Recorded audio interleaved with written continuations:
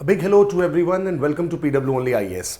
So in the previous session related to ecology and environment, we discussed about the protected area network. हमने बात किया था biodiversity conservation का. We talked about कि कैसे biodiversity के जो रोल हैं, फंक्शंस हैं, उनके होते हुए बहुत ज़्यादा अब इस समय पे बायोडाइवर्सिटी के ऊपर स्ट्रेस आ गया है और बायोडाइवर्सिटी को कंजर्व करना जरूरी है. तो कंजर्व करने के वेरियस मेथड्स थे, जिसमें हमने शुरुआत में देखा था इन सीटू मेथड्स और ex situ methods, and we have talked about what exactly the national parks are, और उसमें भी थोड़ी बहुत जो इंट्रिकेसी है नेशनल पार्क और वाइल्ड लाइफ सेंचुरी के बीच में डिफरेंस की, वो भी हमने जानी.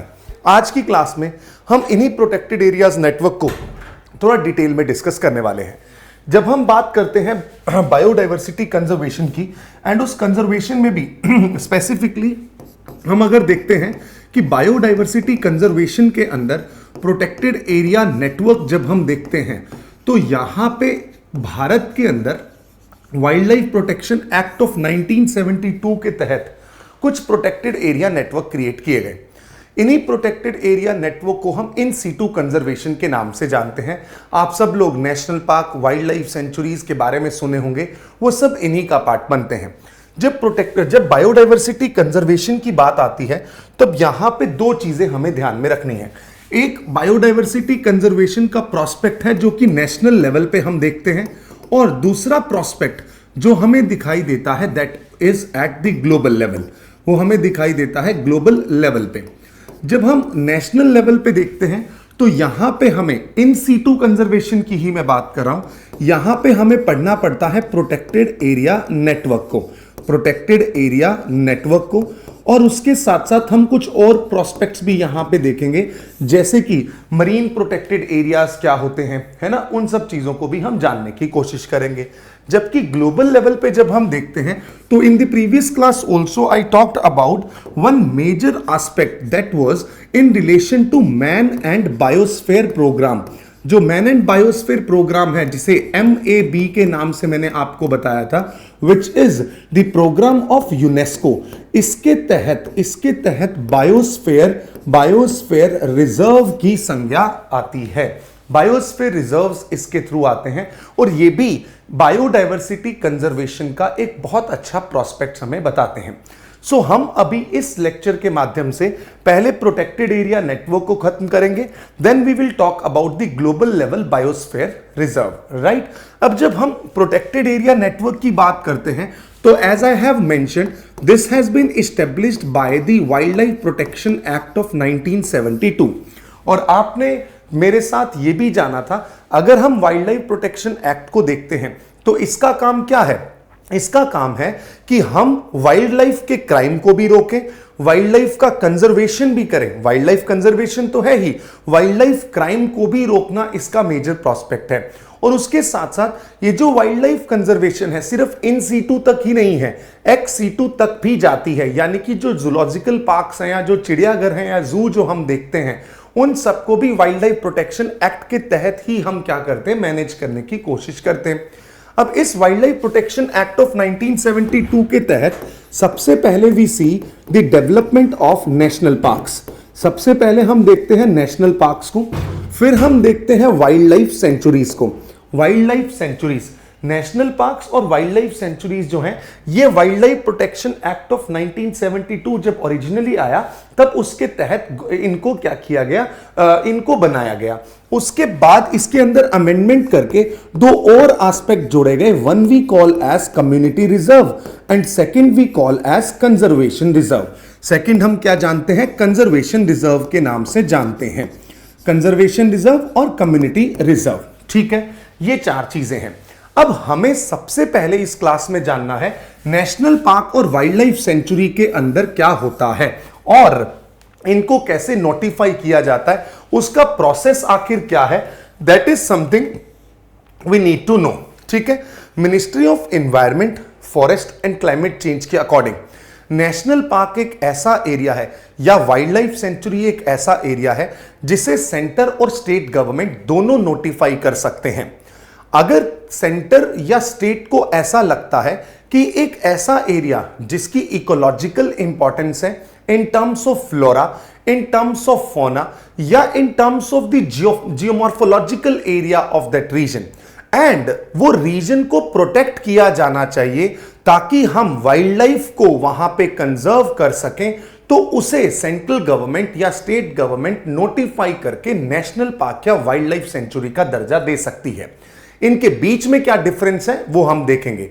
पहले जो बात है वो ये है, अगर कोई भी एक एरिया जो कि सरकार को लगता है कि इसका सिग्निफिकेंस ऐसा है कि इसका सिग्निफिकेंस फ्लोरा के टर्म्स में भी हो सकता है, यहां की जियोमॉर्फोलॉजी के टर्म्स में भी हो सकता है, यहां के फौना के टर्म्स में भी हो सकता है, यानी कि इसका एक सिग्निफिकेंस है, और उस सिग्निफिकेंस के कारण इस एरिया को नीड है कि इसे प्रोटेक्ट किया जाए, कंजर्व किया जाए, तो उस एरिया को सरकार क्या घोषित कर सकती है, नेशनल पार्क या वाइल्ड लाइफ सेंचुरी घोषित कर सकती है। बट ये इतना आसान नहीं है, इसका एक प्रोसेस है, क्योंकि आप खुद समझें, जब भी आप इन नेशनल पार्क में या किन्हीं ऐसे फॉरेस्ट रीजन को देखेंगे तो वहां पे बहुत सारी ट्राइबल कम्युनिटीज अभी भी निवास करती हैं, तो उनके राइट्स के साथ क्या होगा, इसका पूरा प्रोसीजर क्या होगा, उसे हमें जानना बहुत जरूरी है। So first of all the idea here is, if any area government thinks that this area is having geomorphological, floral, faunal or zoological significance and is required to be protected for the development as well as conservation of wildlife, then that area may be notified as a national park or a wildlife sanctuary accordingly by the government, and this can be done by central government as well as state government under the Wildlife Protection Act of 1972. So now अब हमने ये देख लिया, this area has a floral, faunal, zoological as well as geomorphological significance and required to be protected for the wildlife conservation, then government can notify this area be as a national park or wildlife sanctuary. ठीक है, अब इसको क्या एक statutory अधिकार है? जी हां, इसके पास एक स्टैट्यूटरी बैकिंग है। Wildlife protection act of 1972 इसे स्टैट्यूटरी बैकिंग देता है। इसके पास अथॉरिटी कौन सी है? Ministry of environment, forest and climate change, जो कि एक सेंट्रल मिनिस्ट्री है, जो कि इन फॉरेस्ट डिपार्टमेंट और एजेंसीज को अपने अंदर क्या करती है, नेशनल पार्क के मैनेजमेंट के लिए नेशनल पार्क का मैनेजमेंट करती है। बट यहां पे एक बात जो हमें याद रखनी है वो ये है, पहली चीज मैंने बोला कि एनी एरिया अगर कोई भी एरिया अगर इसका फ्लोरल, फॉनल और जियोमॉर्फोलॉजिकल सिग्निफिकेंस है, फ्लोरल, फॉनल और geomorphological significance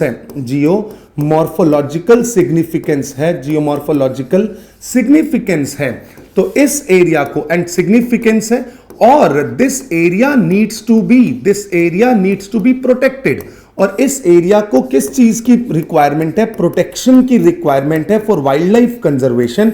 then centre and state both, ये चीज आपको अभी भी अपने दिमाग में रखनी है। सेंटर और स्टेट दोनों इस एरिया को अधिकार रखते हैं कि नेशनल पार्क या वाइल्ड लाइफ सेंचुरी घोषित कर दिया जाए। अब इस डिक्लेरेशन ऑफ प्रोटेक्टेड एरिया को अगर मान लो स्टेट गवर्नमेंट के द्वारा आता है तो कैसे इशू किया जाता है, उसका प्रोसीजर है। Step number 1, initial notification issue किया जाता है।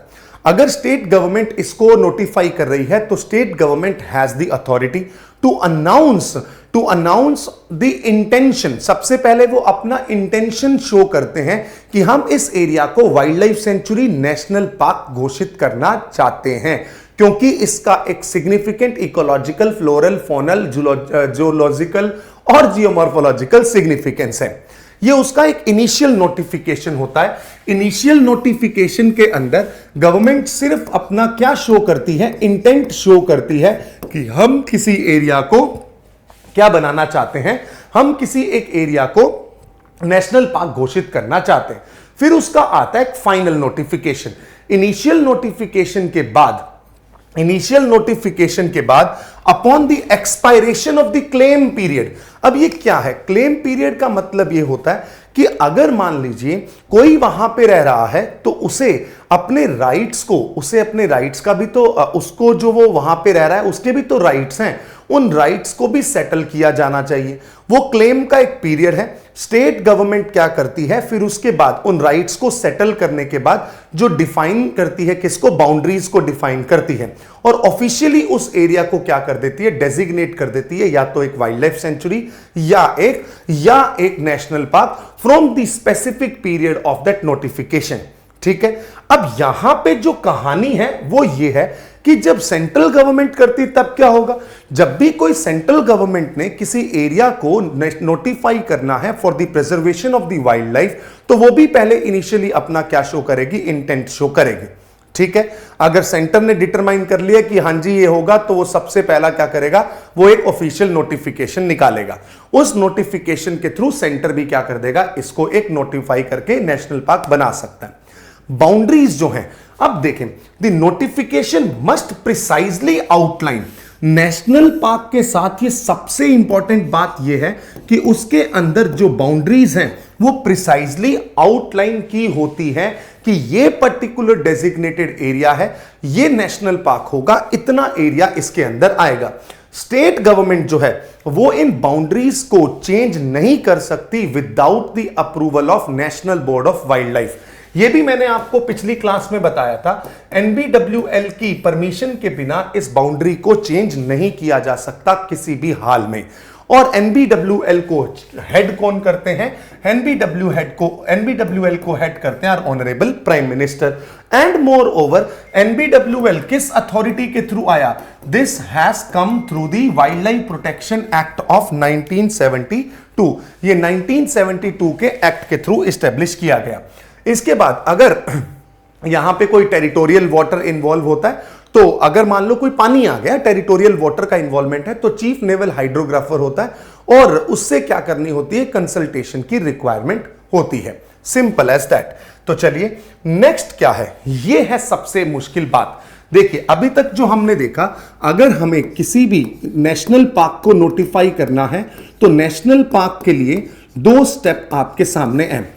पहला स्टेप तो है इनिशियल नोटिफिकेशन, और इस इनिशियल नोटिफिकेशन के अंदर सरकार अपना इंटेंट शो कर देगी और उस इंटेंट के बाद जो भी लोग होंगे उन्हें पता लग जाएगा कि अब उनके राइट्स यहां से कॉम्प्रोमाइज हो सकते हैं, तो उनको सेटल करने के लिए सरकार ने क्लेम पीरियड रख दिया।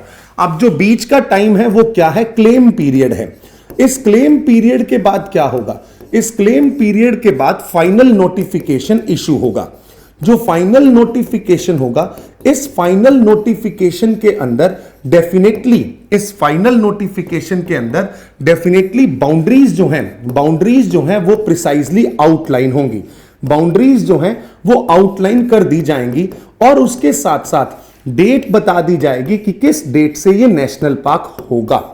ठीक है, जब बाउंड्रीज आउटलाइन कर दी गई हैं, इसके अंदर अगर ऑल्टरेशन करना है, बाउंड्रीज के अंदर अगर ऑल्टरेशन करना है, तो ये स्टेट गवर्नमेंट नहीं कर सकती है। स्टेट गवर्नमेंट इसके लिए किसकी परमिशन सीक करेगी, NBWL की। बिना इसकी परमिशन के ये बाउंड्री चेंज नहीं हो सकती।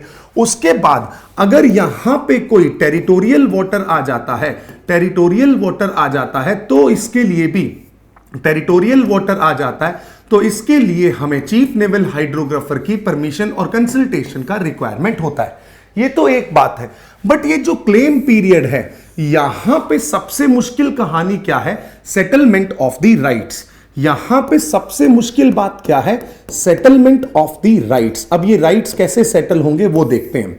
सेटलमेंट ऑफ राइट्स में अगर हम देखें तो सबसे पहली बात, जो स्टेट गवर्नमेंट है वो रिस्पॉन्सिबल है कि वो उन लोगों को एक ऑल्टरनेटिव अरेंजमेंट प्रोवाइड करे for their fuel, fodder and जिन माइनर फॉरेस्ट प्रोड्यूस पे वो डिपेंडेंट हैं, ताकि जो इंडिविजुअल्स, अफेक्टेड इंडिविजुअल्स हैं, उनके ऊपर प्रभाव ज्यादा दुष्प्रभाव ना पड़े। Simple as that.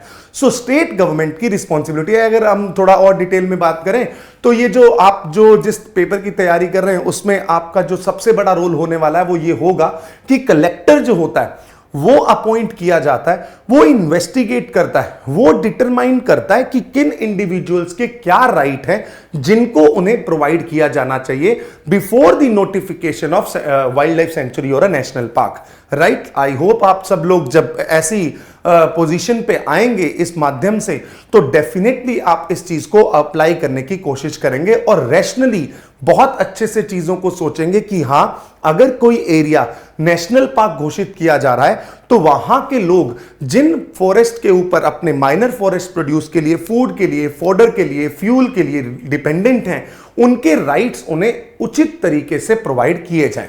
ठीक है, अब अगर बात करें, अगर एक एरिया नोटिफाई कर दिया गया एज अ प्रोटेक्टेड एरिया, उसको no new rights can be acquired except through succession, testamentary और इंटेस्टेट मींस, मतलब वो नए राइट एक्वायर नहीं कर सकता है। ये बात हमने देख ली। अब क्लेम्स की बात आती है। क्लेम जब होता है तो claim to right over the land will be reviewed by collector as I have mentioned, जो भी उसके ऊपर होगा कि वो एडमिट करे या रिजेक्ट करे।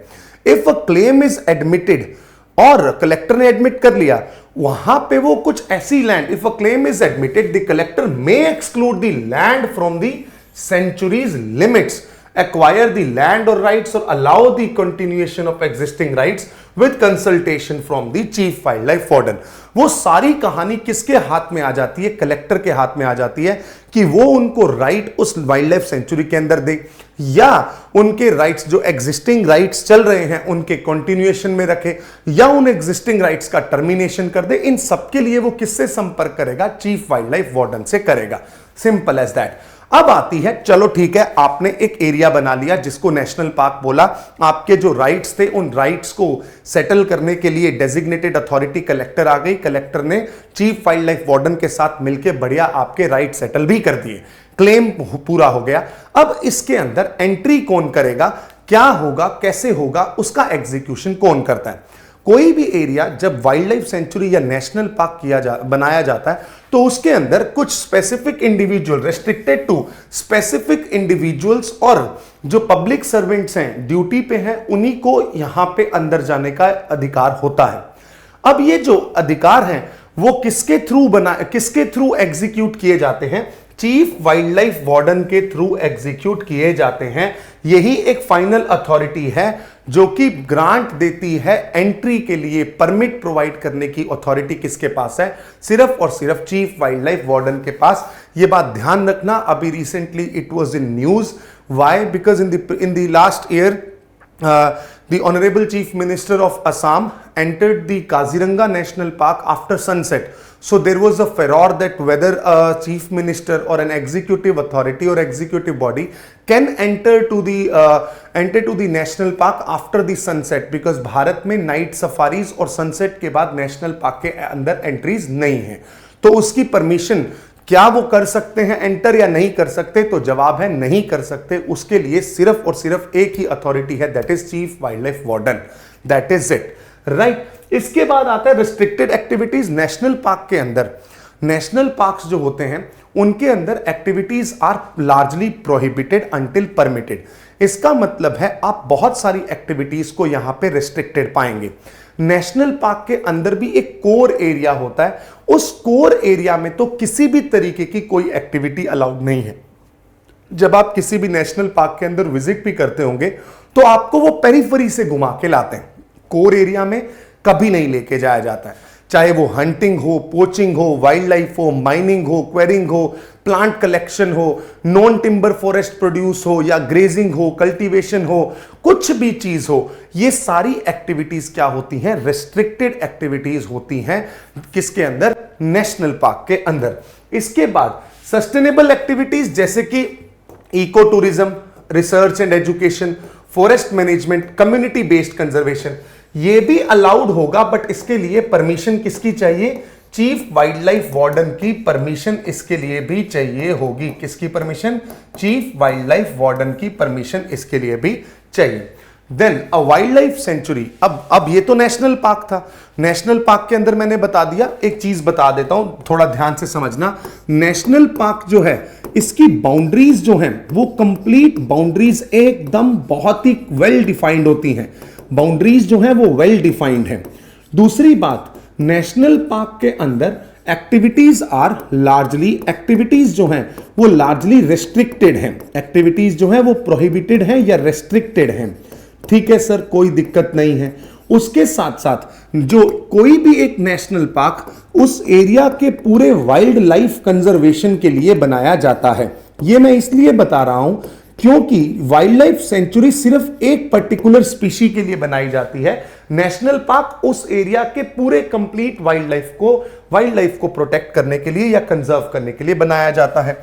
नेशनल पार्क के अंदर जो परमिशन देगा वो कौन देगा? चीफ वाइल्ड लाइफ वार्डन देगा। नेशनल पार्क को सेंटर और स्टेट दोनों नोटिफाई कर सकते हैं। सेंटर और स्टेट दोनों नोटिफाई कर सकते हैं।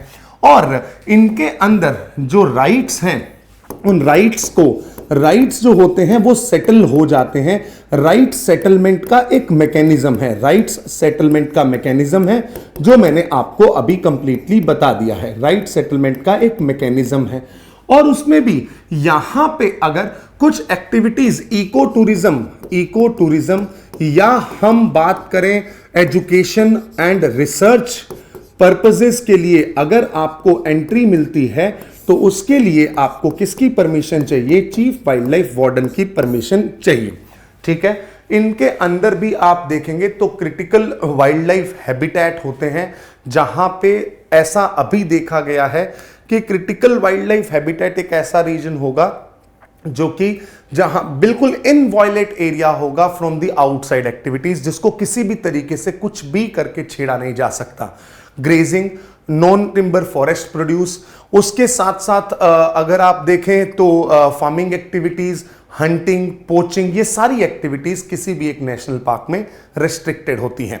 बट जब वाइल्ड लाइफ सेंचुरी की बात आती है तब वाइल्ड लाइफ सेंचुरी में एक बात बता देता हूं। सबसे पहली चीज, यहां पे कोई भी वाइल्ड लाइफ सेंचुरी किसी एक स्पेसिफिक स्पीशी के लिए बनाई जाती है। किसी भी एक स्पेसिफिक स्पीशी के लिए बनाई जाती है, यानी कि ऐसा नहीं है कि पूरे वाइल्ड लाइफ कंजर्वेशन के लिए है, कोई एक स्पेसिफिक स्पीशी होगी उसके लिए।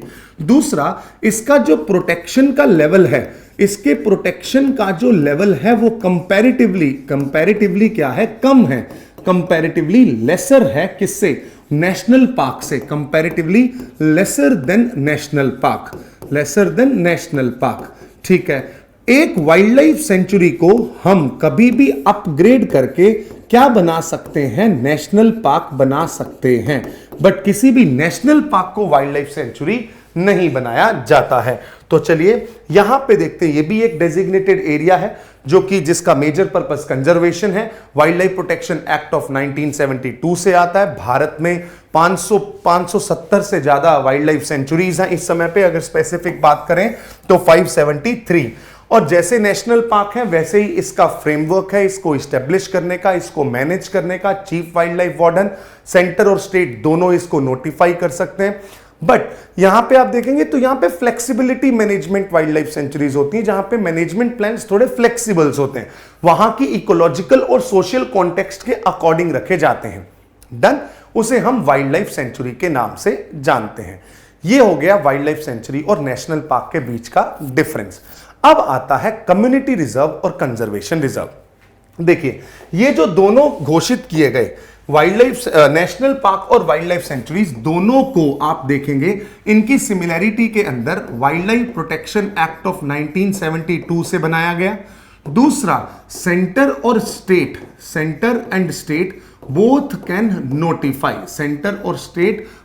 Can notify any area as a wildlife sanctuary और नेशनल पार्क। अब आते हैं हम अगले एस्पेक्ट के ऊपर, जहां पे हम देखेंगे कम्युनिटी रिजर्व और कंजर्वेशन रिजर्व। जब originally wild life protection act 1972 आया तब ऐसा कोई भी प्रावधान नहीं था। बट लेटर ऑन स्टेजेस में अमेंडमेंट के थ्रू इस पूरे के पूरे आइडिया को कंसीव किया गया। कम्युनिटी रिजर्व और कंजर्वेशन रिजर्व, इन दोनों में क्या फर्क है और ये क्या होते हैं? देखो, सबसे पहली बात, this is also a flexible system, जहां पे कम्युनिटीज चाहती हैं कि उस पर्टिकुलर एरिया को कम्युनिटी रिजर्व घोषित किया जाए ताकि बायोडायवर्सिटी कंजर्वेशन या वाइल्ड लाइफ कंजर्वेशन में मदद मिले। जब हम कम्युनिटी रिजर्व की बात करते हैं, ये वहां की लोकल कम्युनिटी द्वारा मैनेज होते हैं, पहली बात। बट याद रखेंगे कम्युनिटी रिजर्व की जो लैंड है वो सरकारी लैंड है, सरकारी लैंड है। वहां पे उन एरियाज में जो कम्युनिटी रहती है वो लोकल कम्युनिटी अपना इंटेंट शो करती है कि yes we want to manage this area as a community reserve for the wildlife protection, conservation and management. Then for the objective of protecting this wildlife and conserving the habitat of the animals of that particular region, state government उस particular area को designate करती है क्या? community reserve। ठीक है, वो क्या reserve करती है? Community reserve. यहां पे एक बात मैं अभी बता देता हूं, आई होप मैंने थोड़ा सा ऊपर नीचे बोल दिया होगा, बट वो बात यह है कि कम्युनिटी रिजर्व जो होते हैं वो कम्युनिटी की लैंड है। कम्युनिटी रिजर्व किसकी लैंड है? कम्युनिटी की लैंड है, यानी कि वो प्राइवेट लैंड है। कम्युनिटी लैंड है, प्राइवेट लैंड है, ठीक है। और वहां पे जो उसको रिजर्व करेगा वो कौन होगा? वहां की कम्युनिटी एक्टिव होगी, जो उसको अपनी ट्रेडिशनल प्रैक्टिसेस के माध्यम से क्या करेगी? उसे क्या करने की कोशिश करेगी? कंजर्व करने की कोशिश करेगी। बस कंजर्वेशन रिजर्व में फर्क ये है कि कंजर्वेशन रिजर्व जो होते हैं वो गवर्नमेंट की लैंड पे होते हैं, बट हम उस पे आते हैं। कम्युनिटी रिजर्व पे जब हम बात करें, the declaration aims to enhance the socio-economic condition of the inhabitants, but उसके साथ साथ साइमल्टेनियसली वहां के wild life protection, wild life को भी प्रोटेक्ट करना चाहती है। ये एक वॉलेंटरी कमिटमेंट है उस लोकल कम्युनिटी का, जो कि स्टेट गवर्नमेंट को अपना इंटेंट शो करता है कि yes we want to conserve this area for the better wildlife protection, right. Community reserve में इंक्लूड फॉरेस्ट, ग्रासलैंड, वेटलैंड और other ecosystem with significant biodiversity. जबकि कंजर्वेशन एरियाज जो हैं ये भी किसके द्वारा बनाए जाते हैं? स्टेट गवर्नमेंट के द्वारा। और यूटी एडमिनिस्ट्रेशन है तो यूटी की एडमिनिस्ट्रेशन के द्वारा। These reserves are designated based on their, ये भी किस लिए? क्योंकि उनका इकोलॉजिकल बैलेंस है, वहां पे कुछ थ्रेटेंड स्पीशीज हैं और उन्हें एडिशनल प्रोटेक्शन की आवश्यकता है। तो वहां की लोकल कम्युनिटीज के साथ कंसल्ट करके स्टेट गवर्नमेंट के पास ये अथॉरिटी है कि एनी गवर्नमेंट ओन्ड एरिया, कौन सा एरिया? गवर्नमेंट ओन्ड एरिया को वो कंजर्वेशन रिजर्व घोषित कर दें। सो यहां पे जो दूसरा भाग आया that is community reserve and conservation reserve. Community reserve and conservation reserve पहले ही बता रहा हूं इसको, जो मैंने एक बार बीच में कम्युनिटी रिजर्व को बोल दिया था गलती से कि वो गवर्नमेंट लैंड है, नहीं, वो लोकल लैंड है। Community reserve privately owned land है, प्राइवेटली ओन्ड लैंड है, और या लैंड किसकी है? कम्युनिटी की है। लैंड किसकी है? कम्युनिटी की है, बिल्कुल ठीक है। जबकि कंजर्वेशन रिजर्व जो है, कंजर्वेशन रिजर्व जो है ये गवर्नमेंट ओन्ड लैंड है। ये जो लैंड है गवर्नमेंट ओन्ड लैंड है, ठीक है, गवर्नमेंट ओन्ड लैंड है। ये बात भी हमने देख ली। इसके बाद एक और चीज है, वो क्या? पहली बात तो ये हुआ, दूसरा हमें ये भी देखना है कि ये जो प्रोस्पेक्ट है ये वॉलेंटरी है, वॉलेंटरी प्रोसेस है, जिसके अंदर लोकल कम्युनिटीज जो होंगी, लोकल कम्युनिटीज जो होंगी they will be responsible. Local communities जो हैं ये रिस्पॉन्सिबल होंगी वहां के कंजर्वेशन के लिए, और ये अपना इंटेंट शो करती हैं किसको? स्टेट गवर्नमेंट को। किसको इंटेंट शो करती हैं? स्टेट गवर्नमेंट को। और स्टेट गवर्नमेंट इन्हें डेजिग्नेट करता है as community reserve as well as conservation reserve. Comment section में आप मुझे आज ये बताएंगे कि वाइल्ड लाइफ प्रोटेक्शन एक्ट 1972 के अंदर रीसेंट अमेंडमेंट हुआ 2022 में, उसके अंदर कम्युनिटी रिजर्व और कंजर्वेशन रिजर्व को लेकर क्या अमेंडमेंट हुआ है? क्या इसमें सेंटर ने अपने हाथ में कुछ पावर ली है या नहीं ली है? I will seek this answer from you in the comment section, right. इससे थोड़ा सा आपके अंदर भी एक भावना जागृत होगी कि आप सर्च करेंगे तो आपको पता लग जाएगा, याद हो जाएगा, ठीक है कम्युनिटी रिजर्व क्या है? एक ऐसा एरिया है which needs protection, so that. और उसके साथ साथ यहां पे सोशियो इकोनॉमिक कंडीशन तो है ही, इनकी सोशियो इकोनॉमिक कंडीशन को तो इंप्रूव करना ही है, प्लस यहां की वाइल्ड लाइफ को क्या चाहिए, कंजर्वेशन चाहिए। वाइल्ड लाइफ को क्या चाहिए, कंजर्वेशन चाहिए। उसके लिए इन्होंने वॉलेंटरी, इस लोकल कम्युनिटी ने वॉलेंटरीली अपना इंटेंट शो किया, स्टेट गवर्नमेंट ने उनकी लैंड को कम्युनिटी रिजर्व बना दिया। कंजर्वेशन रिजर्व तो गवर्नमेंट ओन लैंड है और गवर्नमेंट को ऐसा लगता है कि यहां पे जो रहने वाली, क्यों ऐसा बोला गया कि लोकल कम्युनिटी का रोल है, क्योंकि इनके पास क्या है, इनके पास इनकी ट्रेडिशनल प्रैक्टिसेस हैं। जो इनकी ट्रेडिशनल प्रैक्टिसेस हैं, उस ट्रेडिशनल प्रैक्टिस के कारण ये उस एरिया को बेहतर समझते हैं और उस एरिया को बेहतर कंजर्व भी कर सकते हैं। That is something we need to understand. Fair enough. आगे बढ़ते हैं। आगे बढ़ के हम देखते हैं टाइगर रिजर्व्स। देखिए वाइल्ड लाइफ प्रोटेक्शन एक्ट 1972 जब आया, तब उसके बाद प्रोजेक्ट टाइगर लॉन्च किया गया 1973 में। प्रोजेक्ट टाइगर के 2023 में 50 साल पूरे हुए और इस प्रोजेक्ट ने बहुत ही सक्सेस प्राप्त की। इसी प्रोजेक्ट टाइगर को इंप्लीमेंट, एग्जीक्यूट करने के लिए वाइल्ड लाइफ प्रोटेक्शन एक्ट के अंदर, इसी एक्ट के थ्रू एक बॉडी को बनाया गया जिसको हमने पिछली क्लास में भी देखा था। That was NTCA, national tiger conservation authority.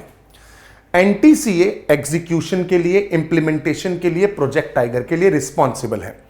इनका NTCA का काम है कि टाइगर रिजर्व्स को मैनेज करना, टाइगर सेंसस या टाइगर के जो मैनेजमेंट प्लान्स हैं उन्हें बेहतर बनाना और ऐसी कोशिश करना कि जो हमारे टाइगर रिजर्व्स हैं उनको एक CATS स्टेटस होता है, जिसकी बात मैंने पिछली बार की थी, उस स्टेटस तक लेके जाना जिससे ये एहसास हो जाता है कि भारत के टाइगर रिजर्व बेस्ट तरीके से मैनेज्ड और मेंटेन्ड हैं।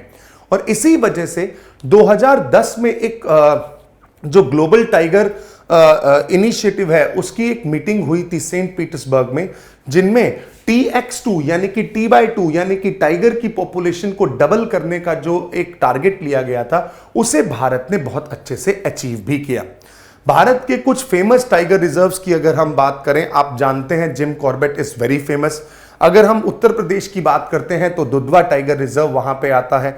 अगर हम बात करते हैं असम की तो मानस वहां पे आपको दिखाई देगा। सदर्न पार्ट ऑफ इंडिया में बात करते हैं तो पेरियार टाइगर रिजर्व, उसके साथ साथ रणथंभौर इन राजस्थान, उसके बाद बांदीपुर इन कर्नाटका, कान्हा जो टाइगर रिजर्व और नेशनल पार्क है that you will find in the Madhya Pradesh, है ना। ये बहुत सारे टाइगर रिजर्व्स भारत में घोषित किए गए हैं। अब ये जो टाइगर रिजर्व्स हैं ये ऐसे एरियाज हैं, पहली बात तो ये याद रखिएगा कि ऐसा जरूरी नहीं है कि कोई एक टाइगर रिजर्व नेशनल पार्क होगा ही होगा, बट लार्जली ऐसा देखा जाता है कि ऐसे नेशनल पार्क्स जिनमें टाइगर का पॉपुलेशन बहुत ज्यादा है उन्हें टाइगर रिजर्व भी घोषित किया जाता है। फेयर इनफ, ये बात आप याद रखेंगे। अब यहां पे देखें, वाइल्ड लाइफ प्रोटेक्शन एक्ट के अनुसार state government based on the recommendation of NTCA, यहां पे रिकमेंडेशन किसकी चलेगी, NTCA की। वो NTCA की रिकमेंडेशन पे किसी एक एरिया को टाइगर रिजर्व घोषित कर देंगे। टाइगर रिजर्व के अंदर दो जोन होते हैं, एक होता है कोर जोन, एक होता है बफर जोन।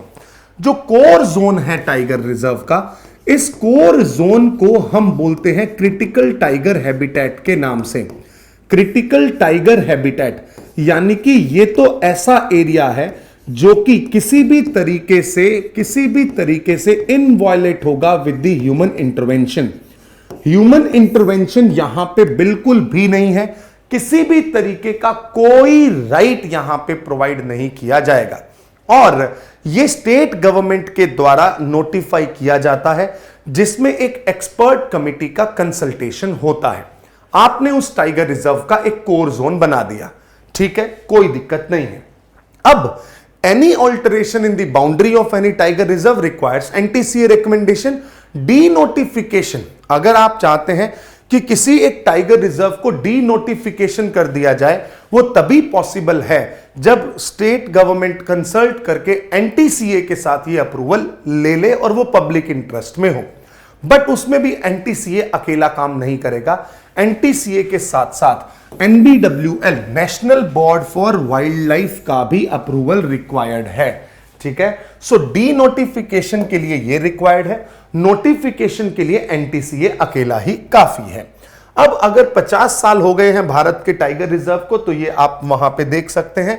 बट यहां पे जो सबसे इंपॉर्टेंट अथॉरिटी है उसे जानना बहुत जरूरी है, दैट इज एनटीसीए। क्या ये एक स्टैट्यूटरी बॉडी है? Yes, it is a statutory body established under wild life protection act of 1972। काम क्या है? टाइगर पॉपुलेशन, टाइगर कंजर्वेशन और टाइगर रिजर्व्स का मैनेजमेंट करना, एनहेंस करना टाइगर कंजर्वेशन के एफर्ट्स को, और उसके साथ साथ एनटीसीए एग्जीक्यूट करती है जो भी रिस्पॉन्सिबिलिटी उसको वाइल्ड लाइफ प्रोटेक्शन एक्ट के द्वारा दी गई है फॉर द टाइगर प्रिजर्वेशन। ठीक है, कोई बड़ी बात नहीं है। जो भी प्रोजेक्ट टाइगर, जो हमारा ऑनगोइंग प्रोजेक्ट है, उसको ये इंप्लीमेंट करती है और उसके साथ साथ कुछ गाइडेंस और डायरेक्टिव्स इशू करती है सो दैट टाइगर को मैनेज किया जा सके। अब एनटीसीए का मेजर एम है, वो क्या है? Granting statutory authority to the project tiger. यहां से हमें पता लगा जो प्रोजेक्ट टाइगर है वो एक स्टैट्यूटरी अथॉरिटी बन जाती है, thereby rendering compliance with its directives are legally binding हो जाते हैं। उसके साथ साथ ये एनहांस कर देती है सेंटर और स्टेट गवर्नमेंट की अकाउंटेबिलिटी को, ताकि वो उन टाइगर रिजर्व्स को क्या कर सकें? अच्छे से मैनेज कर सकें।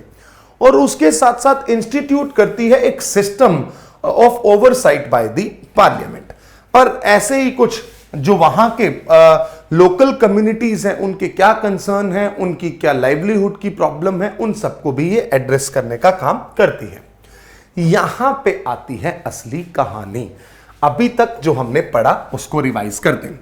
सबसे पहले हमने देखा नेशनल पार्क, कोई दिक्कत नहीं है। Wildlife sanctuary, done. Then we talked about the community reserve, और उसके बाद हमने कंजर्वेशन रिजर्व के बारे में जाना। इन सबको जानने के बाद हमें एहसास हुआ कि यहां से wild life protection act of 1972 के तहत प्रोजेक्ट टाइगर 1973 में आया और टाइगर रिजर्व्स आए। जब टाइगर रिजर्व्स आएंगे तो ये बात याद रखना कि टाइगर रिजर्व्स जो हैं, ये जो टाइगर रिजर्व हैं, इन टाइगर रिजर्व के लिए एक अथॉरिटी आई थी। ये जो wild life protection act of 1972 है, इसके तहत एक अथॉरिटी आई जिसे आप एनटीसीए कहते हैं। टाइगर रिजर्व के अंदर दो एरियाज होते हैं, एक होता है कोर जोन, एक होता है बफर जोन। और हमें पता है कि हम अगर किसी टाइगर रिजर्व में बाघ को देखने जा रहे हैं तो कोर जोन में तो तुम्हें कोई नहीं लेके जाएगा, घुमाया जाएगा तो बफर जोन से घुमाया जाएगा। अब कोर जोन जो है, यहां पे उसका कॉन्सेप्ट है जिसे बोला जाता है क्रिटिकल टाइगर हैबिटेट, जो कि मैंने पिछली स्लाइड में भी लिखा। ये जो वर्ड है बहुत ही इंपॉर्टेंट वर्ड है, क्योंकि ये जो क्रिटिकल टाइगर हैबिटेट है या जो कोर एरिया है, किसी भी टाइगर रिजर्व के कोर एरिया को नेशनल पार्क के बराबर का दर्जा हासिल है। इक्विवेलेंट है किसके? नेशनल पार्क के। यानी कि दर्जा नेशनल पार्क के बराबर होने का मतलब है कि इसको कोर जोन को स्टैट्यूटरी बैकिंग मिल जाती है। कोर जोन को क्या मिल जाती है? स्टैट्यूटरी बैकिंग मिल जाती है। अब यहां पे मैं क्यों ये बात बोल रहा हूं, स्टैट्यूटरी बैकिंग मिल जाती है, क्यों ऐसा बोल रहा हूं? क्योंकि इसका एक कारण है। कारण ये है, जब आप एलिफेंट रिजर्व्स पढ़ेंगे तब एलिफेंट रिजर्व्स के पास कोई स्टैट्यूटरी बैकिंग नहीं है, इसीलिए एलिफेंट की जनसंख्या में कोई बड़ा प्रभाव आपको नहीं दिखाई देगा। जबकि टाइगर की पॉपुलेशन इंक्रीज होती जा रही है, though it is also a good sign, but yes we also need elephants. तो हम अभी ये भी देखेंगे कि प्रोजेक्ट एलिफेंट जब आया, उसके बाद एलिफेंट रिजर्व्स जो भारत में हैं, उनमें उनको स्टैट्यूटरी बैकिंग नहीं है। अब क्रिटिकल टाइगर हैबिटेट एक ऐसा एरिया है जिसके अंदर कोई activity, no activity is allowed. यहां पे रहने वाले जो लोग हैं, उनके जो राइट्स हैं वो कॉम्प्रोमाइज होते ही होते हैं। आप देखेंगे the state government in consultation with an expert committee, ये भी मैंने आपको बता दिया क्या आइडेंटिफाई करती है, critical tiger habitat. These areas are designated under, मैं क्या बोल रहा था, wildlife protection act of 1972, यानी कि इसको क्या बैकिंग है, स्टैट्यूटरी बैकिंग आपको मिल जाती है। ये स्टैट्यूटरी बैकिंग है, इसी वजह से बहुत इंपॉर्टेंट हो जाता है टाइगर रिजर्व। ये सबसे इंपॉर्टेंट पॉइंट है आपको। इसमें ये वो एरियाज हैं जहां पे human activities are restricted to minimize disturbance to population and their habitat, crucial for ensuring the long term survival of tigers। ठीक है जी। अब जब क्रिटिकल टाइगर हैबिटेट का कॉन्सेप्ट आया तब पता लगा कि ये ऐसे एरियाज हैं जो कि बिल्कुल बिल्कुल बिल्कुल किसी भी तरीके से इनवॉयलेट है फ्रॉम द ह्यूमन एक्टिविटी और human intervention. But when it comes to the critical wildlife habitat बड़ा डिफरेंस आ जाता है। मोस्ट इंपॉर्टेंटली यहां पे पहले ही बता देता हूं, इस एरिया में आके क्रिटिकल टाइगर हैबिटेट और critical wildlife habitat, critical tiger habitat और वाइल्ड लाइफ हैबिटेट, यहां पे जो क्रिटिकल टाइगर हैबिटेट है इसको हम wildlife protection act of 1972 से प्राप्त करते हैं। और यहां पे this is an inviolate area, inviolate from human intervention, from human activities. ठीक है, और इसके पास एक लीगल बैकिंग है। क्रिटिकल वाइल्ड लाइफ हैबिटेट जो है ये फॉरेस्ट राइट्स एक्ट 2006 के तहत आता है। फॉरेस्ट राइट्स एक्ट ऑफ 2006 के according critical wildlife habitat को घोषित किया गया, क्योंकि ऐसा देखा गया कि आने जो समय चल रहा था उसमें बहुत ज्यादा जो कंजर्वेशन है फॉरेस्ट की वो रिक्वायर्ड है, और ऐसा सोचा गया कि अब वो रिक्वायर्ड है कि हम इन एरियाज को क्या करें, इनकी सेफ गार्डिंग करें। Biodiversity preservation, protection of wild life has increasingly critical in the face of environment change. But उसके साथ साथ यहां पे इनके जो हैबिटेट्स हैं उनको भी सेफ गार्ड करना है। बट अब यहां पे आपने फॉरेस्ट राइट्स एक्ट के तहत, अभी हम जब फॉरेस्ट पढ़ेंगे तब ये भी बताऊंगा क्या है, फॉरेस्ट राइट्स एक्ट के तहत आपने क्या कर दिया, लोगों को लैंड दी है। ट्राइबल्स जो हैं, शेड्यूल्ड ट्राइब्स और the other forest dwellers, other traditional forest dwellers, OTFD बोलते हैं इनको आपने एक स्टिपुलेटेड लैंड दी। अब यहां पे कैसे क्रिटिकल वाइल्ड लाइफ हैबिटेट को आप डिफाइन करेंगे देखते हैं। According to the act, critical wildlife habitat are areas of national parks and sanctuaries, जहां पे स्पेसिफिकली एंड क्लियरली स्टैब्लिश किया गया on the basis of scientific and objective criteria that such areas are required to be kept as inviolate for the purpose of wildlife conservation. अब यहां पे इनको क्या किया जाए, they are required to be kept as the inviolate for the purpose of wildlife conservation. But यहां पे human intervention का कुछ ऐसा लिखा नहीं गया है। बस यहां पे एक बात है, definition underscores the imperative to maintain these areas free from human presence. ये इंप्लिसिटली है, एक्सप्लिसिट नहीं बोला उसने, लिख के नहीं बोला क्रिटिकल वाइल्ड लाइफ हैबिटेट में कि भाई हम इस एरिया को ह्यूमन इंटरवेंशन से निकालेंगे। बट हां ये जरूर बोला कि इस एरिया को मैंने इस एरिया को वाइल्ड लाइफ कंजर्वेशन के लिए इंपॉर्टेंट माना, इसलिए यहां पे इसे हम अलग रखेंगे, सेपरेट रखेंगे भाई। ठीक है, अब आपको समझ में आएगा कि क्रिटिकल टाइगर हैबिटेट में एक्सप्लिसिटली मेंशन्ड है, यहां पे इंपेरेटिव है, इंप्लिसिट है, डायरेक्टली मेंशन नहीं है। इसीलिए आपको थोड़ा सा समझना पड़ेगा, ये जो पूरा प्रोसेस है ये MOE FCC द्वारा किया जाता है।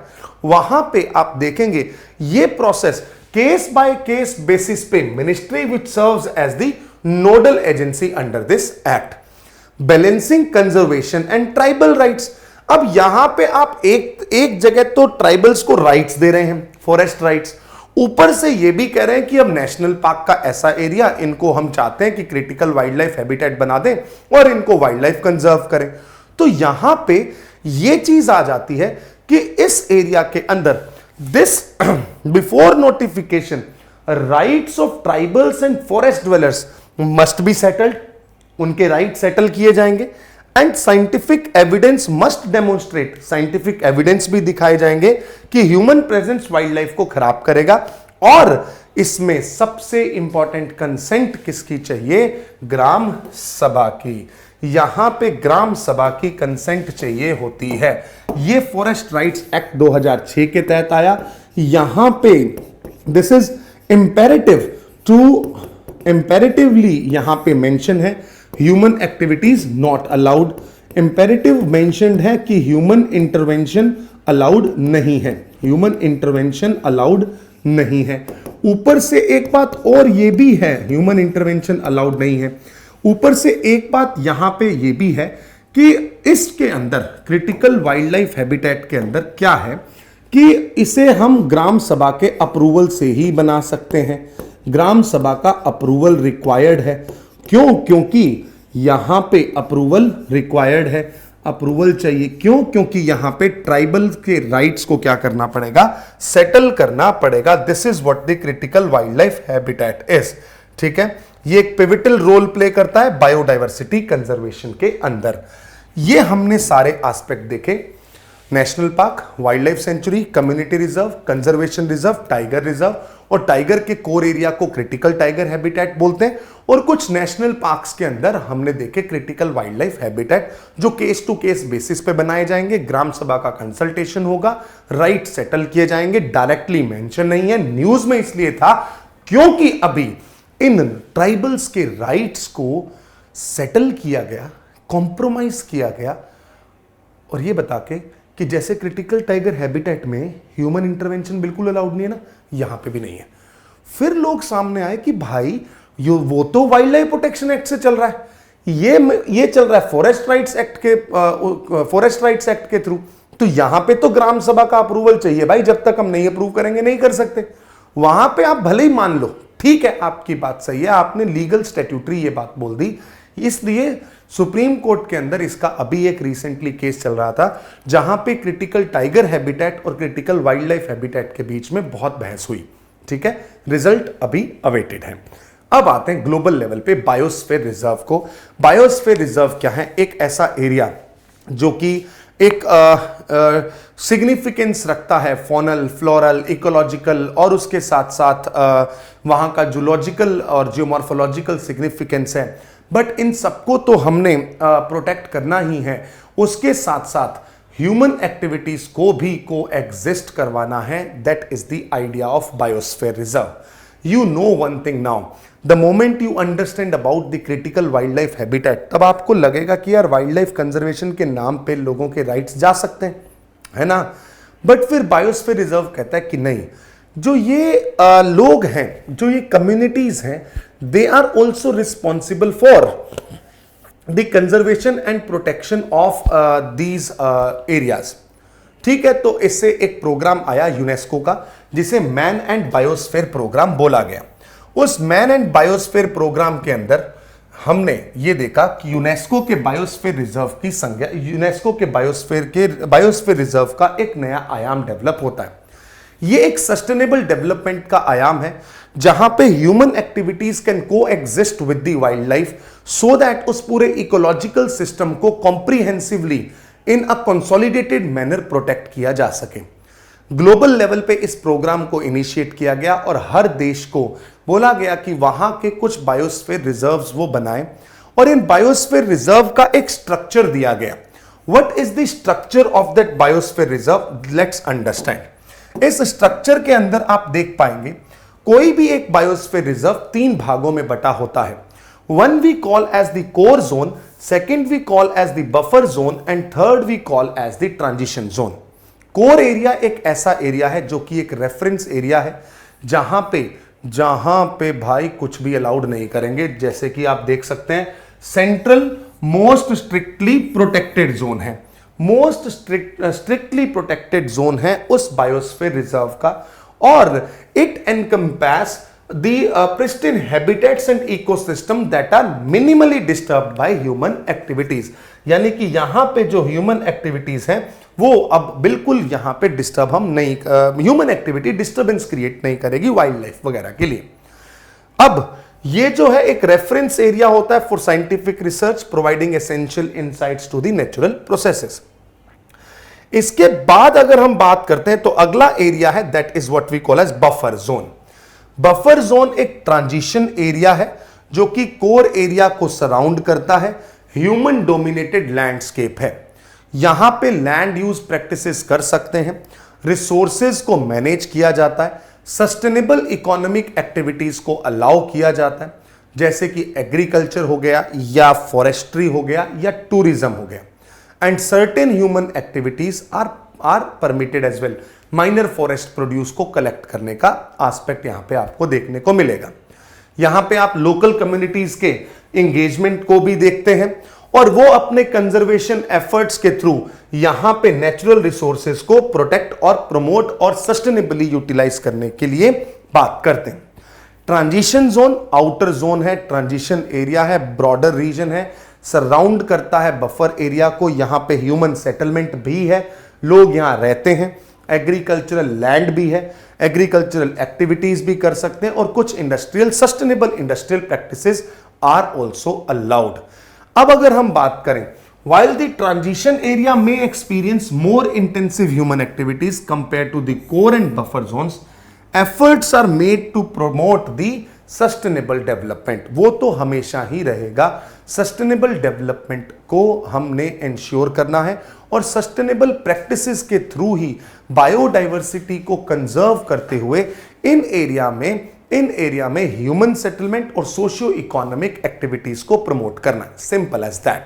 This is what we call as the idea of biosphere reserve. अब यही बायोस्फीयर रिजर्व के आइडिया से ही ये उसका स्ट्रक्चर मैंने आपको बता दिया है। यहां से आप देखेंगे तो टोटल भारत के अंदर 18 बायोस्फीयर रिजर्व हैं और इनके अंदर यूनेस्को के द्वारा एक प्रोग्राम चलाया जाता है, world network of biosphere reserve. उस प्रोग्राम को क्या कहते हैं? World network of biosphere reserve. World network of biosphere reserve, ठीक है, world network of biosphere reserve. अब भारत के इन 18 बायोस्फीयर रिजर्व में से अभी तक जो मेरी नॉलेज में है 12 या 13, ये आप एक बार चेक कर लीजिएगा, 12 है या 13 ऐसे बायोस्फीयर रिजर्व हैं जो कि world network of biosphere reserve में है। यहां पे स्टार मार्क करके मैंने लिख दिया कि चेक इट वंस, ठीक है। इसको एक बार आप चेक कर लीजिएगा कि कितने हैं, क्योंकि जहां तक मुझे पता है शायद एक और ऐड हुआ है recently, but still number I am forgetting. तो ये टोटल जो world network of biosphere reserve है उनमें आपको दिखाई देंगे। कुछ बायोस्फीयर रिजर्व जैसे कि सिमलीपाल बायोस्फीयर रिजर्व, जैसे कि शेषाचलम बायोस्फीयर रिजर्व, जैसे कि आपको दिखाई देगा Nokrek biosphere reserve in Meghalaya, right. आपको दिखाई देगा Agasthyamalai biosphere reserve, Nilgiri biosphere reserve, then you will see the Amarkantak, और उसके बाद आप देखेंगे पंचमढ़ी, उसके बाद आप देखेंगे पन्ना बायोस्फीयर रिजर्व। ऐसे करके बहुत सारे बायोस्फीयर रिजर्व, 18 बायोस्फीयर रिजर्व हैं जिनका नाम आपको याद रखना है। और यह बात आप जरूर याद रखेंगे कि one biosphere reserve might contain multiple national park, might contain multiple national parks. बहुत सारे नेशनल पार्क्स इसके अंदर हो सकते हैं, मल्टीपल नेशनल पार्क्स यहां पे हो सकते हैं। जैसे कि अगर मैं बात करता हूं शेषाचलम बायोस्फीयर रिजर्व की, शेषाचलम बायोस्फीयर रिजर्व के अंदर आपको 2 नेशनल पार्क दिखाई देंगे, राजीव गांधी नेशनल पार्क और Shri Venkateswara national park, right. Shri Venkateswara national park और राजीव गांधी नेशनल पार्क ये शेषाचलम बायोस्फीयर रिजर्व के भाग हैं और आंध्र प्रदेश में आपको इनका प्रेजेंस दिखाई देगा। आंध्र प्रदेश में टोटल 3 नेशनल पार्क हैं। One is the Papikonda national park, second is the Rajiv Gandhi national park and third is the Shri Venkateswara national park. अब आप लोग बोलेंगे कि राजीव गांधी नेशनल पार्क तो और भी जगह है, जैसे कि आपको नागरहोल के नाम से दिख जाएगा। अब वो नाम चेंज हो चुके हैं, असम में भी था वो भी चेंज हो गया। राजीव गांधी नेशनल पार्क जो अभी आप जानेंगे वो आंध्र प्रदेश के अंदर आपको दिखाई देगा, ठीक है। चलें अगली बात करते हैं। अब आता है एक एरिया जिस कॉन्सेप्ट को हम बोलते हैं इको सेंसिटिव जोन्स। ये बहुत ही बढ़िया कॉन्सेप्ट दिया गया। और ये कॉन्सेप्ट ये है कि मान लीजिए अगर कोई एक नेशनल पार्क है, अगर मान लीजिए कोई एक नेशनल पार्क है और इस नेशनल पार्क के सराउंडिंग में पॉपुलेशन बहुत ज्यादा रह रही है, जैसे कि आप दुधवा टाइगर रिजर्व देख लें, उत्तर प्रदेश का रीजन, पीलीभीत टाइगर रिजर्व देख लें, वहां जो ह्यूमन पॉपुलेशन है वो उसकी डेंसिटी ज्यादा है, तो देयर आर चांसेस कि उनके ह्यूमन वाइल्ड लाइफ कॉन्टैक्ट जो कॉन्फ्लिक्ट है वो ज्यादा हो जाए। और जो सराउंडिंग एरियाज हैं, सराउंडिंग एरियाज जो हैं, इन सराउंडिंग एरियाज के अंदर जो होने वाली एक्टिविटीज हैं, सराउंडिंग एरियाज के अंदर होने वाली जो एक्टिविटीज हैं, this might impact the national park. So to protect this national park from the shocks of the surrounding region, जो सराउंडिंग एरिया के शॉक हैं उनसे प्रोटेक्ट करने के लिए इस नेशनल पार्क को एक एरिया बना दिया गया जिसे शॉक एब्जॉर्बर के नाम से जाना गया। ये कौन सा हो गया? शॉक एब्जॉर्बर है। शॉक एब्जॉर्बर का मतलब यह है कि ये एक ऐसा एरिया होगा जो नेशनल पार्क को सराउंड करेगा and will act as a shock absorber. और इस शॉक एब्जॉर्बर एरिया के अंदर हम 3 तरीके से एक्टिविटीज को डिवाइड कर देंगे। कुछ एक्टिविटीज जो कि बहुत ही लार्ज स्केल पे अगर इंडस्ट्रियल पोल्यूशन कर सकती है तो उसको प्रोहिबिटेड कर देंगे। कुछ एक्टिविटीज जिनसे हम रेगुलेटेड मैनर में डेवलपमेंट कर सकते हैं उन्हें रेगुलेटेड एक्टिविटीज में कर दिया जाएगा। और कुछ एक्टिविटीज ऐसी होंगी जिन्हें हम परमिटेड एक्टिविटीज की संज्ञा देंगे। प्रोहिबिटेड, परमिटेड और रेगुलेटेड, 3 तरीके के अंदर हम इन एक्टिविटीज को डिवाइड करके इस इको सेंसिटिव एरिया को देखते हैं, इको सेंसिटिव जोन को देखते हैं। जब भी आप अगर इको सेंसिटिव जोन्स को पढ़ेंगे तो आप हमेशा एक बात याद रखेंगे, इसमें आप एक वर्ड याद रखेंगे, this is nothing but acting as shock absorber. ये शॉक एब्जॉर्बर है। सराउंडिंग एरिया का जो भी नेगेटिव इंपैक्ट इस नेशनल पार्क पे हो सकता है उससे बचाने के लिए एक परिधि में आपने क्या कर दिया, यहां पे एक पर्टिकुलर एरिया डिजाइन कर दिया। ये वेरी कर सकता है, 10 किलोमीटर का भी हो सकता है, 5 किलोमीटर का भी हो सकता है। थोड़े समय पहले सुप्रीम कोर्ट ने बोला था मिनिमम 1 किलोमीटर का तो होना ही चाहिए। सबसे इंपॉर्टेंट बात, क्या ये इको सेंसिटिव जोन्स को कुछ लीगल बैकिंग है? जी हां, इसे एनवायरमेंट प्रोटेक्शन एक्ट ऑफ 1986 के तहत घोषित किया जाता है। एनवायरमेंट प्रोटेक्शन, ये अपनी जो पावर है वो कहां से डिराइव करता है? जो पावर डिराइव करता है वो होता है एनवायरमेंटल प्रोटेक्शन एक्ट ऑफ 1986, वहां से। ये चीज आपको याद रखनी है। जनरली लोग सोचते हैं कि नेशनल पार्क के सराउंडिंग का area wild life protection act मार दो चलेगा, नहीं। एनवायरमेंट प्रोटेक्शन एक्ट ऑफ 1986 से ये अपनी पावर डिजाइन करता है। इसके लिए क्या होती है, एक कमिटी बैठती है, वो कमिटी इस पूरे के पूरे एरिया को आइडेंटिफाई करके, जिसमें डिफरेंट मेंबर होते हैं, रेवेन्यू बोर्ड के भी व्यक्ति इसके अंदर आते हैं, और वो रेवेन्यू बोर्ड के व्यक्ति ये आइडेंटिफाई करेंगे ना कि अगर कोई इको सेंसिटिव जोन बना दिया गया तो उसका क्या उस रीजन के रेवेन्यू पे इंपैक्ट है, यस और no, that is something we need to understand also. तो यहां पे आप देखेंगे कि इसका पर्पस क्या था। Purpose is to create buffer areas around what, protected areas. Protected area क्या है? नेशनल पार्क है। सो दैट उस एरिया में जो सराउंडिंग एरिया है वहां पे होने वाली एक्टिविटी इकोलॉजिकल, इस रीजन की इकोलॉजी को या इस रीजन की कंजर्वेशन एफर्ट को हार्म ना करे। तो इंटेग्रिटी मेंटेन रखने के लिए ये प्रोटेक्ट करता है, वाइल्ड लाइफ को प्रिजर्व करने की कोशिश करता है, बायोडाइवर्सिटी को। अब इसका डेजिग्नेशन जो है, notified by ministry of environment, forest and climate change under the environment protection act of 1986, जो मैं बता देता हूं, बस वो बहुत काम की चीज है, उसके अलावा ज्यादा इतना दिमाग लगाना नहीं है, ठीक है। इसके बाद governing statute as outlined in the national wildlife action plan, ministry of environment, forest and climate change कहती है कि 10 किलोमीटर तक का लैंड जो है उसे आप क्या कर सकते हैं, 10 किलोमीटर का जो रेडियस है नेशनल पार्क का उसे ESZ बनाएं। बट ये वेरी कर सकता है, ये बात याद रखना, दिस माइट वेरी। यहां पे ये जो बात है, ये जो रेडियस है, ये रेडियस फिक्स्ड नहीं है, फिक्स्ड नहीं है, इसको आप क्या कहते हैं, ये वेरी कर सकता है। बट हां, थोड़े समय पहले सुप्रीम कोर्ट ने बोला मिनिमम 1 किलोमीटर तो होना चाहिए। अभी जो रिसेंट कुछ अगर चेंजेस हुए हो तो आप उसको प्लीज इनकलकेट कर लीजिएगा। अब सर्वे किया जाता है, आइडेंटिफाई किया जाता है रिस्पेक्टिव स्टेट गवर्नमेंट के द्वारा, और उसके अंदर भी आप देखेंगे central government for declaration of the ESZ in respective to the states around national park and wildlife sanctuary as per the guidelines. कोई दिक्कत नहीं है, ये इतनी बड़ी बात हमें याद रखने की जरूरत भी नहीं है। यहां पे आप देखेंगे साइंटिफिक असेसमेंट होगा, सेंसिटिव हैबिटेट की मैपिंग होगी और वहां के लोगों की सोशियो इकोनॉमिक कंडीशन को भी देखा जाएगा। एक बार आइडेंटिफाई कर दिया तो इन्वायरमेंट प्रोटेक्शन एक्ट 1986 के साथ कुछ स्पेसिफिक गाइडलाइंस के तहत इनको इशू कर दिया जाएगा। अब भले ही environment protection act 1986 directly eco sensitive zone का नाम नहीं लेता है, ESZ word environment protection act के अंदर नहीं मेंशन है, बट इन्वायरमेंट प्रोटेक्शन एक्ट का section 3 clause 2 sub close 5 government को यह अथॉरिटी देता है कि वो किसी भी इंडस्ट्री के ऑपरेशन और उसके डेवलपमेंट या उसके प्रोसेस को रिस्ट्रिक्ट कर सकती है around any area for the specific safeguards. यहां से वो पावर उठा के कहां दे दी, इकोलॉजिकल सेंसिटिव और इको सेंसिटिव जोन ESZ को दे दी। ये बात आपने याद रखनी है। जैसे कि मैंने बोला था यहां पे activities are prohibited, permitted and regulated. तो ये देख लीजिए एक्टिविटीज यहां पे प्रोहिबिटेड है, some specific activities are regulated और prohibited and some activities are permitted.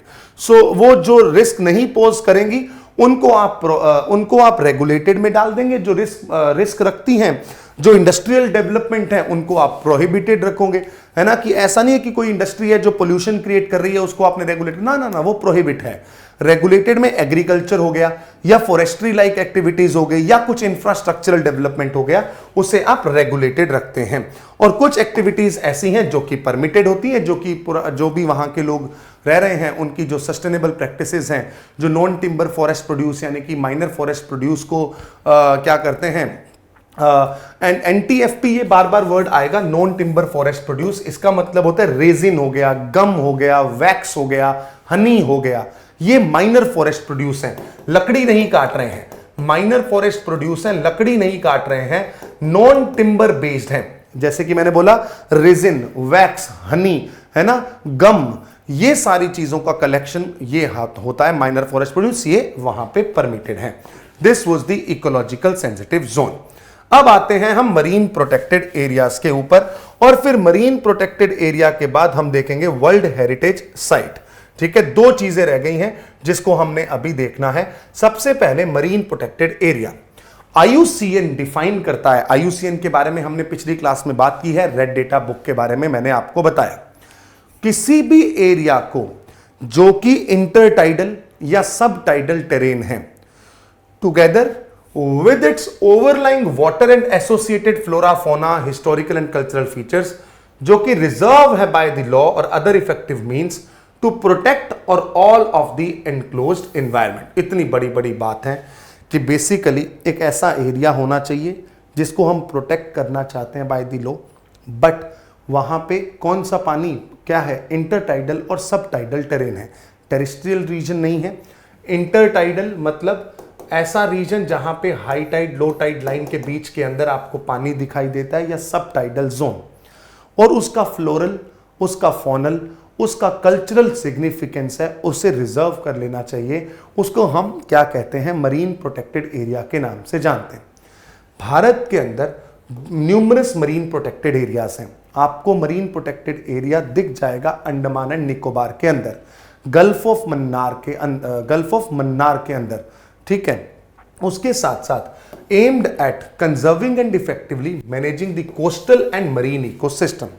हम कोस्टल और मरीन इकोसिस्टम को क्या करना चाहते हैं, प्रोटेक्ट करना चाहते हैं, and they are also designated under the wildlife protection act of 1972। सबसे इंपॉर्टेंट एस्पेक्ट है, ठीक है। Designated area encompasses some of India's most diverse coastal habitats. So जैसा कि नाम है, वहां पे हम कोस्टल एरिया की बात करते हैं, मरीन प्रोटेक्टेड एरिया, हमें प्रोटेक्टेड एरिया समझ में आ गया ना। जैसे कि आप देखेंगे Bhitarkanika national park and Bhitarkanika sanctuary together form another marine, क्या बनाते हैं, एक मरीन प्रोटेक्टेड एरिया बनाते हैं। इनका इकोलॉजिकल सिग्निफिकेंस होने के बावजूद भी MPA just accounts for 4.01% of the protected area across the country. भले ही भारत के पास 7516.6 किलोमीटर का लॉन्ग कोस्टल लाइन है, बट उसमें भी हमने मरीन प्रोटेक्टेड एरिया को बहुत ही कम घोषित किया है। ये एक कॉज ऑफ कंसर्न भी है, अभी उसके बारे में आपको देखना पड़ेगा। बट यहां पे अगर आप देखेंगे तो अंडमान एंड निकोबार के आसपास आपको मरीन प्रोटेक्टेड एरियाज दिखाई दे जाएंगे, जो कि इस एरिया के अंदर आपको दिखाई देते हैं, है ना। जैसे कि Mahatma Gandhi marine protected area है वहां पे, है ना। झांसी, रानी झांसी का भी एक मरीन प्रोटेक्टेड एरिया के नाम से एरिया है, तो वो आप एक बार इसको जरूर देखिएगा। अब आते हैं हम यहां पे, पर्पस हमें पता लग गया, सिग्निफिकेंस हमें पता है, बायोडाइवर्सिटी कंजर्वेशन है, फिशरीज है, फिशरीज में ओवर फिशिंग ना होने देना, कोस्टल एरिया का प्रोटेक्शन करना, लाइवलीहुड को एंश्योर करना, उसके साथ साथ रिसर्च एंड एजुकेशन को प्रमोट करना, so that awareness related to the environmental prospects can be increased. ये वो एरियाज हैं जो कि क्रिटिकल हैं उस रीजन की रिच मरीन बायोडाइवर्सिटी को प्रोटेक्ट करने में और वहां की जो कोस्टल कम्युनिटीज हैं उसको सपोर्ट करने में। अभी बहुत सारे चैलेंजेस चल रहे हैं, बट फिर भी हमारे एफर्ट्स हैं कि हम मरीन प्रोटेक्टेड एरियाज के माध्यम से कोस्टल इकोसिस्टम को तो प्रिजर्व करेंगे ही, बट उसके साथ साथ वहां के लोगों की लाइवलीहुड को भी, फूड एंड न्यूट्रिशनल सिक्योरिटी को भी इंश्योर करेंगे। यहां पे लास्ट नहीं, इसके बाद हम कोस्टल रेगुलेशन जोन भी करने वाले हैं, बट अब पहले देखेंगे world heritage site. World heritage site को हम देखते हैं तो ये यूनेस्को का एक कॉन्सेप्ट है, जिसमें उनका एक अपना क्राइटेरिया है for the selection of any site as a world heritage site. World heritage site के 3 मेजर एरियाज हैं जिस एरियाज के अंदर इन्हें सेलेक्ट किया जाता है। कुछ साइट्स ऐसी हैं जो कि कल्चरल पर्सपेक्टिव से सेलेक्ट की जाती हैं, कुछ साइट नेचुरल पर्सपेक्टिव से सेलेक्ट की जाती हैं, और कुछ साइट ऐसी हैं जिनका सिग्निफिकेंस कल्चरल भी है और नेचुरल भी है। जैसे अगर हम बात करते हैं कंचनजंगा नेशनल पार्क या कंचनजंगा जो रीजन है भारत का, वो एक मिक्स्ड वर्ल्ड हेरिटेज साइट है। मिक्स्ड वर्ल्ड हेरिटेज साइट है बिकॉज उसका एक अपना कल्चरल सिग्निफिकेंस भी है और उसका अपना एक नेचुरल सिग्निफिकेंस भी है। क्राइटेरिया के लिए अगर हम बात करें, to be inscribed on the UNESCO WHS, a site must meet one or more of the 10 selection criteria which are divided into cultural, natural and mixed criteria. Cultural criteria may include the site's representation of human creativity, वहां पे cultural interchange हुआ हो, या उस reason का कुछ architectural significance हो, वो एक्सेप्शनल होना चाहिए, राइट। और अगर नेचुरल है तो एक्सेप्शनल बायोडाइवर्सिटी हो, वहां का जो ज्योग्राफी है वो एक्सेप्शनल फीचर्स रखता हो, और मिक्स के अंदर दोनों की वैल्यूज हो, तो उसे हम वर्ल्ड हेरिटेज साइट के अलग अलग क्राइटेरिया के अंदर देख सकते हैं। नॉमिनेशन के प्रोसेस के अंदर किसी भी साइट को वर्ल्ड हेरिटेज साइट, टिपिकली इसका जो नॉमिनेशन प्रोसेस होता है वो बिगिन होता है with the national level. Government identify करती है, प्रिपेयर करती हैं टेंटेटिव लिस्ट को, जिनके अंदर पोटेंशियल है कि वो यूनेस्को के द्वारा दिए गए इन क्राइटेरियाज को कंप्लीटली मीट करेंगे। Once a site is being nominated, फिर ये रिग्रेस इवैल्यूएशन प्रोसेस के अंदर जाती है यूनेस्को के अंदर, और फिर उसके द्वारा वो इनकी सिग्निफिकेंस, इंटेग्रिटी और मैनेजमेंट को देखते हुए इसे वर्ल्ड हेरिटेज साइट का दर्जा देते हैं। Then management of issues in protected areas management. Before we move on to the issues in protected area management, we need to understand the process of one more thing here. जैसे कि हम marine protected areas की बात कर रहे थे, यहां पे कोस्टल रेगुलेशन जोन को भी जानना जरूरी है, क्योंकि कोस्टल रेगुलेशन जोन के नोटिफिकेशन जो आए हैं उसके अंदर कुछ चेंज हुआ था, तो उसे समझने की कोशिश करते हैं। चलिए, सो कोस्टल रेगुलेशन जोन की अगर हम बात करें तो सबसे पहले let's understand what is a coastal area. Let's say अगर मान लीजिए यहां पे if we have here, if we see this is an oceanic area, यहां पे ओशियन आपको दिखाई देता है। ओशियन के बाद हम जानते हैं ओशियंस के अंदर हाई टाइड्स और लो टाइड्स आते हैं। जब हाई टाइड्स आती हैं तो उसका मतलब होता है कि कोई भी पानी मैक्सिमम किस लाइन तक पहुंच सकता है उसे हम बोलेंगे high tide line. So during the times of high tide पानी का मैक्सिमम लेवल क्या हो सकता है, उसे हाई टाइड लाइन बोला। और during the times of low tide minimum कितना पानी जा सकता है उसे लो टाइड लाइन बोलते हैं।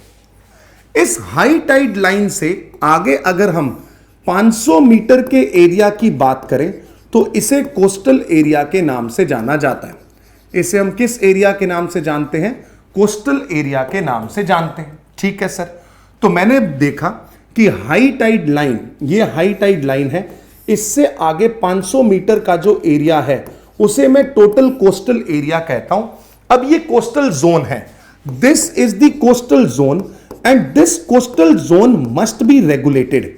इस कोस्टल जोन को क्या किया जाना चाहिए, रेगुलेट किया जाना चाहिए।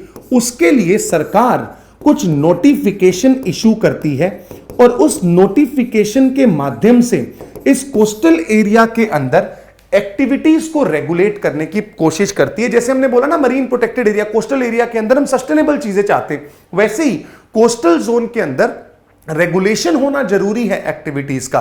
बट इसके रेगुलेशन को हम समझें उससे पहले हमें कोस्टल रेगुलेशन जोन के द्वारा जो क्राइटेरिया है या जो इस पूरे कोस्टल जोन को, कोस्टल जोन का जो डिवीजन है उसको हम समझना चाहेंगे। जैसे सीआरजेड नोटिफिकेशन के द्वारा, सीआरजेड नोटिफिकेशन के द्वारा क्या किया गया है, कोस्टल एरिया को कुछ भागों में क्लासिफाई किया गया। जैसे कि आप यहां पे देखेंगे CRZ1, CRZ1 I am really sorry, CRZ1 ये ऐसे एरियाज होंगे जिन्हें इकोलॉजिकली सेंसिटिव जोन के नाम से जाना जाएगा। इकोलॉजिकली सेंसिटिव जोन का मतलब क्या है, इकोलॉजिकली सेंसिटिव जोन का मतलब है ये ऐसा एरिया है जहां पे कोरल्स हैं, मैंग्रोव्स हैं, वो एरिया इकोलॉजिकल सेंसिटिव जोन हो गया CRZ1। CRZ2 एक ऐसा एरिया है जो कि अर्बन एरिया है और डेवलप्ड है, अर्बन एरिया है और डेवलप्ड कोस्टल एरिया है। अर्बन एरिया का अर्बन एरिया के अंदर जो कोस्ट हैं उनको हमने CRZ2 में डाला। CRZ3 जो है ये आपको दिखाई देगा रूरल एरियाज का जो कोस्टल जोन है, यहां पे आपको रूरल एरियाज दिखाई देंगे। CRZ3 को दो भागों में बांटा जाता है, CRZ3A और CRZ3B। इसके ऊपर मैं अभी आता हूं। CRZ4, CRZ4 ये टेरिटोरियल वाटर्स की बात आ गई। ये कहां पे, जो भी पानी है उसके अंदर आप देखेंगे जो नॉटिकल माइल्स तक का जो हमारा एरिया होता है वो टेरिटोरियल वाटर का जो एरिया है उसे CRZ4 बोला जाता है, aquatic areas up to the territorial limits. अब देखो भाई क्या है CRZ नोटिफिकेशन।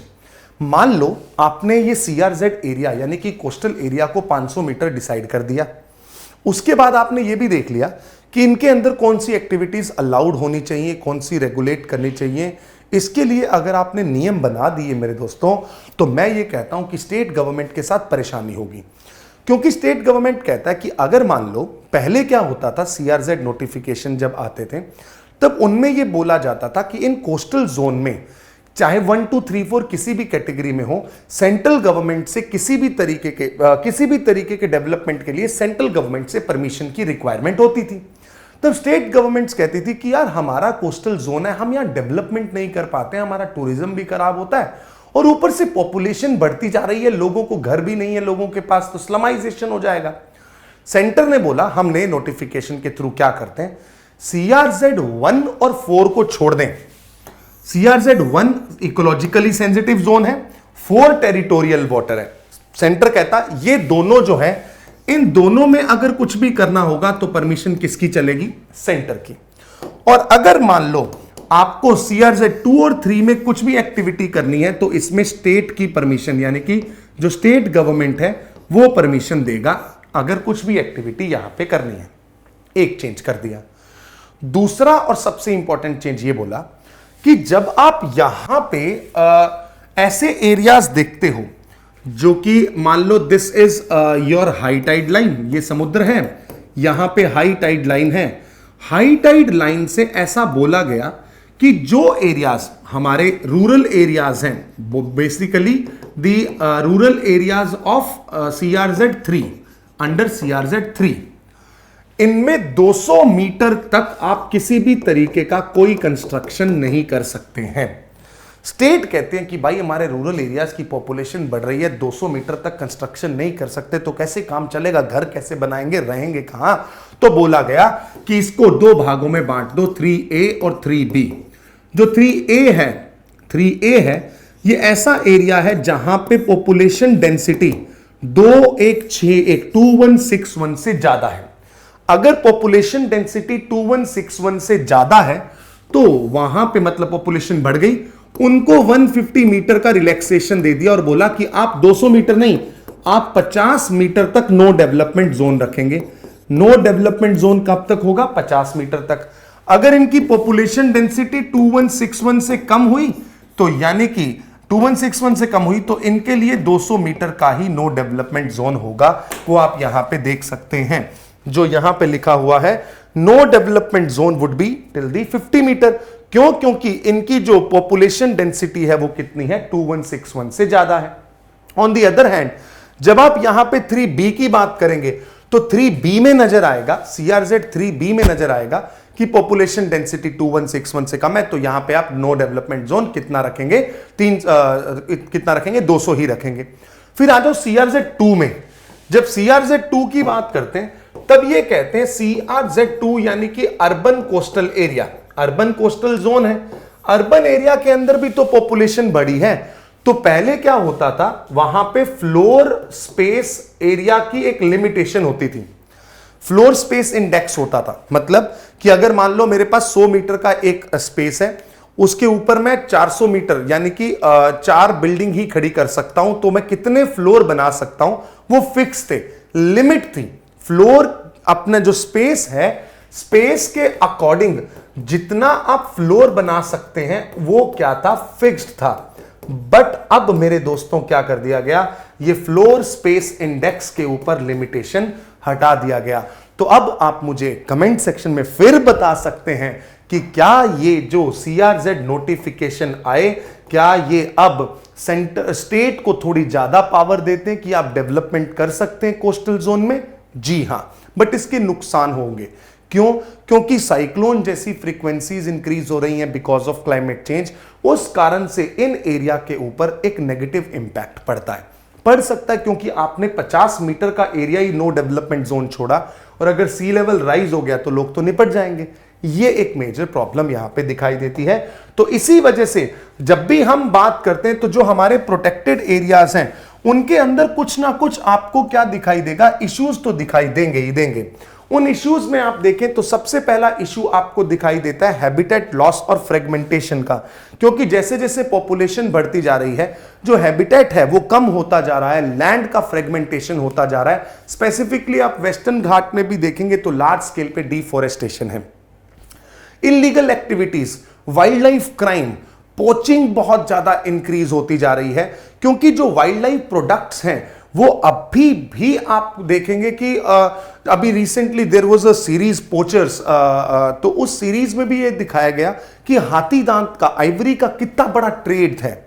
ठीक है, तो इसमें पोचिंग भी एक बहुत बड़ा रोल प्ले करता है। फिर human wild life conflict, yes, जैसे जैसे हैबिटेट कम होगा, फ्रेगमेंटेशन होगा लैंड का, तो ये प्रॉब्लम तो आएगी ही आएगी।